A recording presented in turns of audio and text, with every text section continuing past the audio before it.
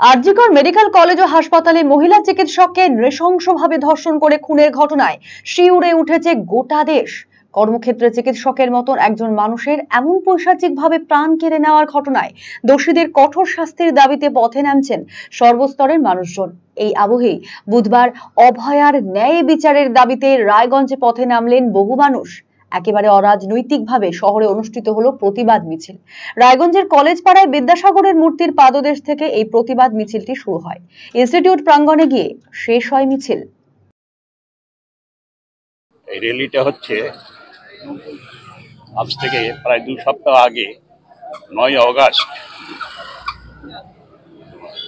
কলকাতার আরজিকর হসপিটালে একজন ডক্টর একটা মেয়ে, আমাদের মেয়ের মতো, তাকে নৃশংসভাবে খুন করা হয়েছে ধর্ষণ করার পরে। এটা সারা বাংলা জুড়ে এই ঘটনা আমাদেরকে আলোড়িত করেছে। আমরা সবাই বেদনার্ত। আজকে পশ্চিমবঙ্গের অবস্থা চরম একটা অবনতির দিকে চলেছে। এর থেকে রেহাই পেতে আমরা আন্দোলনের রাস্তা বেছে নিয়েছি। রায়গঞ্জের সারা বাংলার সঙ্গে রায়গঞ্জ অন্যান্য শহরেও প্রতিবাদ হচ্ছে। আমরা চুপচাপ বসে থাকতে পারি না।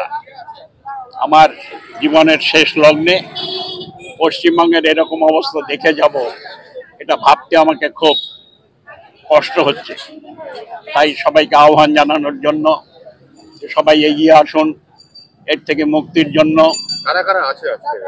আজকের ইয়েতে আছে শিক্ষক, শিক্ষিকা, শিক্ষাকর্মী, এছাড়া সমাজের অন্যান্য পেশার ভদ্র মহোদয়, ভদ্র মহিলাগণ, বিভিন্ন পেশায় যারা যুক্ত তারা আছেন, সরকারি কর্মী আছেন, ছাত্র যুব সবাই আছে আজকের আন্দোলনে।